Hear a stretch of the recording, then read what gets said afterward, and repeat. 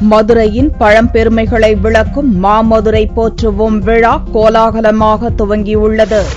மதுரை மாவட்டம் பல்வேறு வரலாற்று சிறப்புகளை கொண்டது. இந்த மாவட்டத்தின் சிறப்புகளையும் பெருமைகளையும் விளக்கும் வகையில் மதுரையில் மாமதுரை போற்றுவோம் என்ற தலைப்பில் விழா துவங்கியுள்ளது. வெள்ளிக்கிழமை துவங்கிய இவ்விழாவில் மதுரையின் முக்கிய இடங்களிலிருந்து மாணவர்கள் மற்றும் விளையாட்டு வீரர்கள் தொடர் ஜோதியாக கொண்டு வந்த அணையா ஜோதி தமுக்க மைதானத்தில் ஏற்றப்பட்டது. விடுதலை போராட்ட வீரர் லட்சுமிகாந்தன் பாரதி அணையா விளக்கை ஏற்றி வைத்து விழாவை துவக்கி வைத்தார். இந்த விழாவை முன்னிட்டு அமைக்கப்பட்டிருந்த ஓவிய கண்காட்சியை ஓவியர் மனோகர் தாஸ் திறந்து வைத்தார். கருத்தரங்கு மற்றும் கலை நிகழ்ச்சிகளை கலெக்டர் அன்சுல் மிஸ்ரா, தியாகி மாயாண்டி பாரதி ஆகியோர் துவக்கி வைத்தனர். இதைத் தொடர்ந்து மாணவ மாணவியர்களின் பரதநாட்டியம், தப்பாட்டம், செண்டை மேளம் போன்ற கலை நிகழ்ச்சிகள் நடைபெற்றது.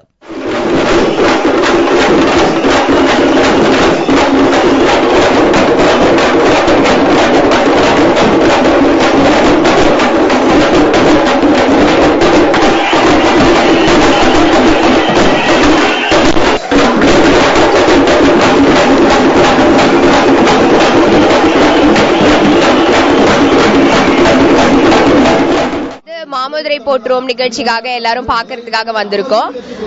ரொம்ப யூஸ்ஃபுல்லா இருக்கு. மதுரையை பத்தி நிறைய தெரிஞ்சுக்கிட்டோம். பழைய ஆர்டிஃபேக்ட்ஸ்லாம் இங்க நிறைய வச்சிருக்காங்க. அதெல்லாம் இருக்கு இன்னும் அப்படின்றதே எங்களுக்கு இப்பதான் தெரிய வந்துச்சு. மகாபாரத ஓலைச்சுவடி அதெல்லாம் பார்த்தோம். பார்க்க ரொம்ப இன்ட்ரெஸ்டிங்கா இருந்துச்சு. இப்ப இங்க இருக்கிற டிஸ்பிளேஸ்லாம் வந்து எங்க காலேஜ்ல சீனியர்ஸ் ஜூனியர்ஸ் எல்லாரும் சேர்ந்து பண்ண மாடல்ஸ், மியூரல்ஸ், பெயிண்டிங்ஸ் எல்லாமே இருக்கு. தமுக்கமோட மாடல், மதுரையோட மாடல் எல்லாமே செஞ்சிருக்காங்க. ரொம்ப யூஸ்ஃபுல்லா இருக்கு. இது வந்து எல்லா வருஷமும் இந்த மாதிரி ஒரு நிகழ்ச்சி நடந்தா எல்லாருக்கும் மதுரையை பத்தி தெரிஞ்சுக்கிற ஒரு வாய்ப்பு கிடைக்கும்னு நினைக்கிறேன். மதுரையின் பாரம்பரியம், கலாச்சாரத்தை எடுத்துரைப்பதற்காகவே இந்த விழா நடத்தப்படுவதாக விழாக்குழு தலைவர் கருமுத்து கண்ணன் குறிப்பிட்டார்.